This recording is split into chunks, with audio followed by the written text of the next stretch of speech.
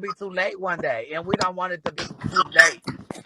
We may kiki and cackle at your time, but when it comes to you being on your deathbed and you being in a situation that you're going blind, we care for you. We all stop and we stop what we're doing, and we pay attention to whoever's going So through I something. wanted to update you that today I will be going live at 1 p.m. Eastern Standard Time. By the time you guys see this premiere video, the live stream will be over with. So if you missed it, make sure that you are tuned in to that live.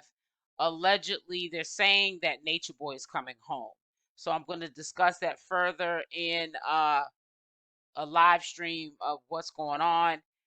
But getting into this Detroit man who left against doctors say so, the hospital. They were trying to treat him. He has an infection. It sounds like from what he said from yesterday when he updated his supporters, there's an infection in the back of his eyes.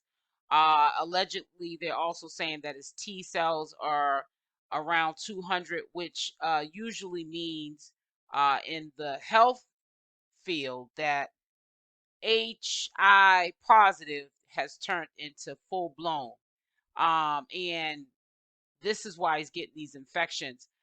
He explains on social media platform that the reason for him not staying at the hospital is because he wasn't aware that the hospital wasn't going to check him. He would have stayed if he knew that, because he would have been able to bring in Percocets, which is his drug of choice currently.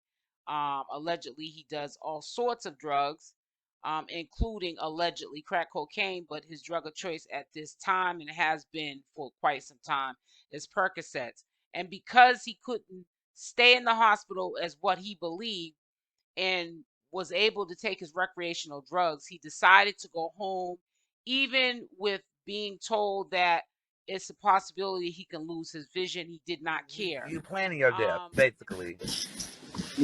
I won't help with my eyes. Yeah. I just woke up. I just woke up. As soon as I woke up, I mean, after they told me that, I was just like ready to go. I said, "So what's the next step?" He said, "The next step is we gotta wait. We gotta wait till the thing come back in a week, which is still waiting." He said, "The next step we gotta wait for." Okay, so what are we fit to do in your house? Just sit there and be alive, or what are we fit to do? That's what it like. I'm really pissed off because No, I could lay down. I'm I'm the not gonna lay hood down. because I'm pissed off. share. I'm really upset. Now he has people who are in the community that are concerned. I'm also hearing that people are starting to report him. I don't know where they're reporting him to. I don't know if it's the CDC. People don't talk where you can basically figure out, what's going on. They just talk in basic terms of what they're trying to say. Whoever they're reporting him to, they might not want a select group of people to know who they're reporting him to, and then he gets wind of it and he runs off somewhere and they can't get him. I honestly think that they need to section him because he is a flight risk. Now we know that the people that he is being intimate with, that is their responsibilities as adults to wrap it up. But sometimes we also have to take responsibilities as a community to report these issues, because you just never know how rapidly, because of what he's doing, can It's spread. enough. Look at the pan. So my next step is though, as of now, Your next step is to go back to the hospital. tomorrow, Why? You want to? because Okay, if you okay, tell me this. Just be honest. You at home to pick up the 1, 2, 3s, and then you're gonna go back and be cool. So you're gonna get your perk, your wait, Xanax. speaking of perks, they don't even check you. Why you ain't say that? I could bring some perks to the hospital and be okay. Okay, so why you wanna go get you like 3 perks and Like then 10, go you back to mean the 10? I'm gonna hospital? go get 10 then and go back to the hospital. Go back to the hospital, hide up, because well, they don't even know. They don't They even don't even. search you. I just remember that they never searched me at all. Spread. Look at the Okay, pandemic and what was spotted in California, the first case of it, and then it got all around the United States, and it was only one isolated case of it in California. Somebody, I guess, getting off the airport, they didn't feel well, they went to emergency, they documented what it was, and then all of a sudden it just flourished everywhere. And that can happen with this Detroit man doing this as well. So that's why it's very important not to downplay this and not to look at this like it's not an important issue, and to keep updated on these videos of the status of what's going on. Also bring awareness to people who live in the Detroit area of this man. They might don't know him, they might know of him, they might also know him, which is a blessing because of the social media platform that he's on, and they know he's from Detroit because of that, and they can, by word of mouth, spread awareness that this man just for the second time has been tested, and it's found out to be that he went from a few years ago having H.I.V positive to now full blown. Tonight, then, Correct. at least at 12 o'clock. Enough is enough. At least at 12 o'clock. Honestly. So then I'm gonna have to go through the emergency part again and tell them my eyes just hurt again completely. I just want to stay this time. KK. Yeah, you should go back. She is right. You should go back, sister. Maybe just do it. I go back. Everybody wants you to go back. At least give me till. But sister, you made it seem like to me that they told you you could go. You because of wanted not to taking any of the medication, refusing to take the medication, and then having multiple partners of strangers on a daily basis that he's allowing to not wear protection has made it get to the stage of him being full blown. And he doesn't care at this point. He's on a rampage, and he's going to take a lot of people out if we don't get control over this situation.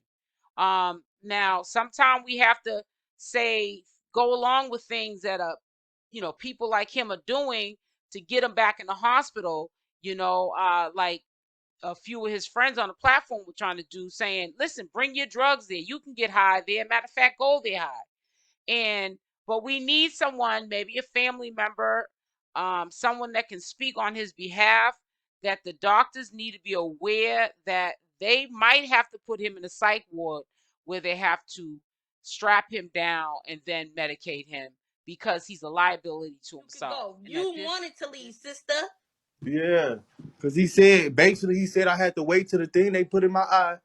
I gotta wait till that come back in a week. So I'm sorry, comments. I didn't know he lied. Because they said they don't know what's wrong. So the next step was to wait. That's what I was in there doing. Sister, waiting. Sister, you gotta understand, it's all about your health. You don't want to get better. You want to be blind. Oh no, I don't want to be this time. Him going back to the hospital like he promised that he would go after he got his Percocets. He said he wanted to rest in his house before he went back to the hospital to get treated. At this time, the doctors know that he's a flight risk. They know that there's a mental issue going on. And if they ignore it and keep allowing him to come back and forth and not getting this treatment, and he's running around in the streets of Detroit, obviously, I'm quite sure he was very honest with the doctors. He has been honest with his supporters that he's not taking his medication. He's having unprotected, activities with multiple people, multiple times a day, and he's not using protection, and he's not going to use protection or take this medication going forward.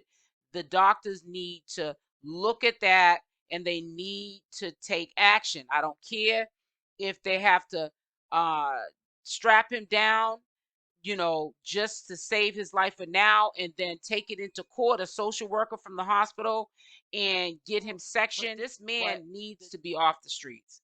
He needs to be off the streets. And I honestly feel as though it's very sad, this situation, but remember, he's a reminder that this happens every single day. In every state, there's a bitter person just like this man or woman who contracts this awful disease, STD, that you cannot get rid of. And they get bitter like this, and they want to take the lives of other people because they feel as though, like he said, nobody told him, so why should he tell anyone? So, I'm praying for him.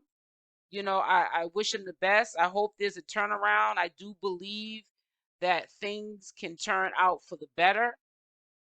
I do want to see this man regain his health. It's not looking good with the T cell count being so low. He has also lost a lot of weight, which is another sign of the health is declining from not taking the medication for many of years, knowing that he had contracted the HIV positive when he was 17 and he's almost pushing 25. It's just a really terrible situation. I will definitely keep you guys updated. This is very important for us to keep this awareness because it's happening in every city and state in every country around the world. Okay, even third world countries, that there are people that knowingly have these horrible life-threatening diseases and they are willing to take as many people out right along with them because hurt people and misery likes company.